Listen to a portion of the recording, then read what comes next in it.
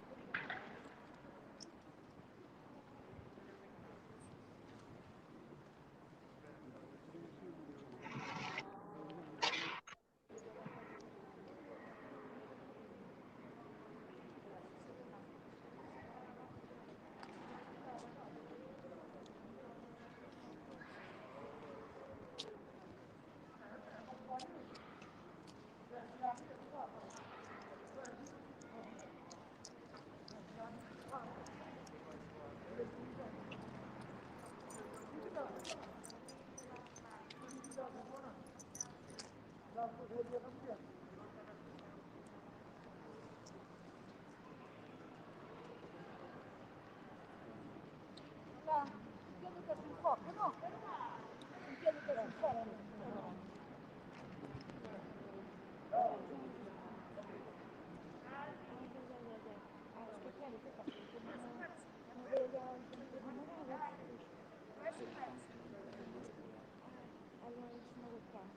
Muy bien, venga, chao, hasta luego.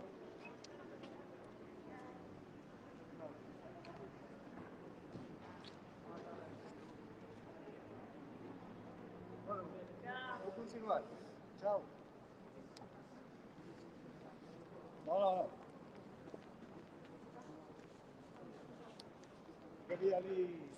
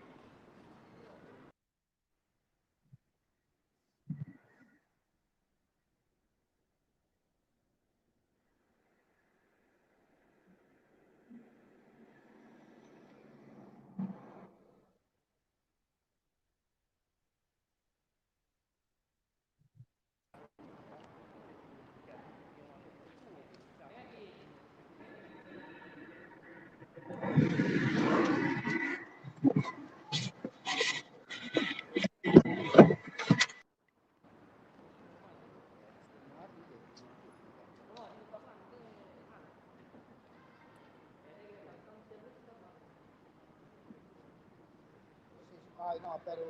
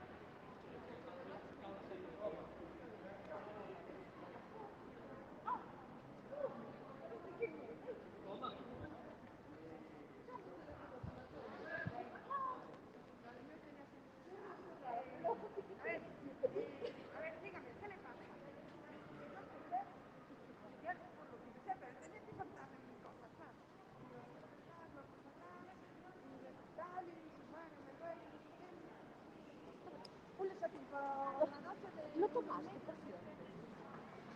Ya lo estoy cargando. Si le tiene el bien, tomaste por la mañana. ¿Qué pasa?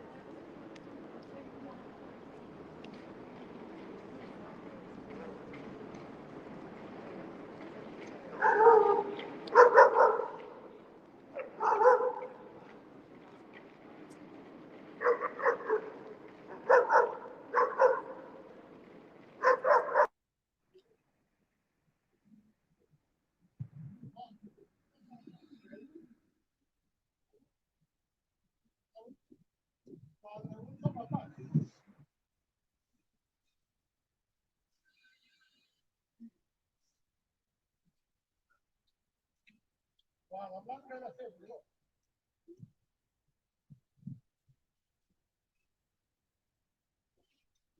Sì, siamo barbacci capelli.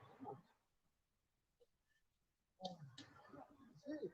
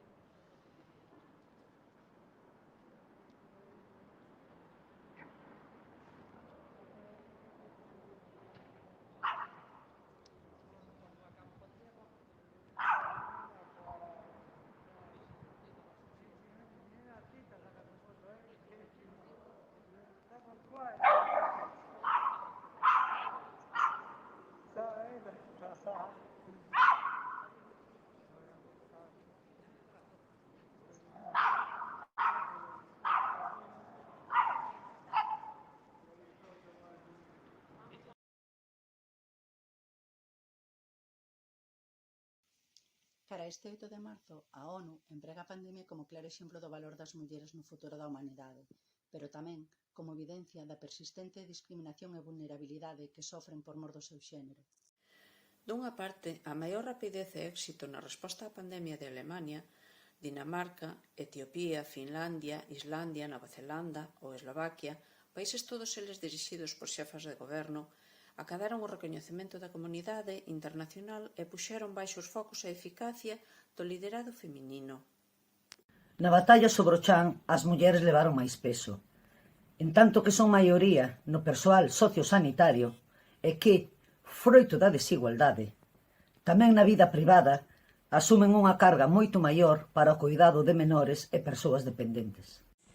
Feitos como a que hoxendía as mulleres europeas teñen que traballar unha media de 53 días máis que os homes para acadar a mesma remuneración polo mesmo traballo, ou que a brecha de abandonos e reducións de xornadas laborais para facer de cuidadoras aumentara un 27% en prexuízo das mulleres.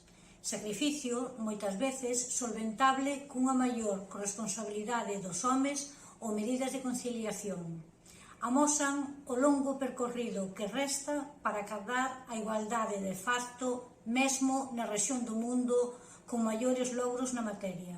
Por outra banda, cómpre sinalar que as medidas para conter o coronavirus xeraron circunstancias que agravaron a maior das crueldades do machismo, a violencia sobre as mulleres. A humanidade ten unha gran conta pendente co xénero feminino en materia de xustiza social.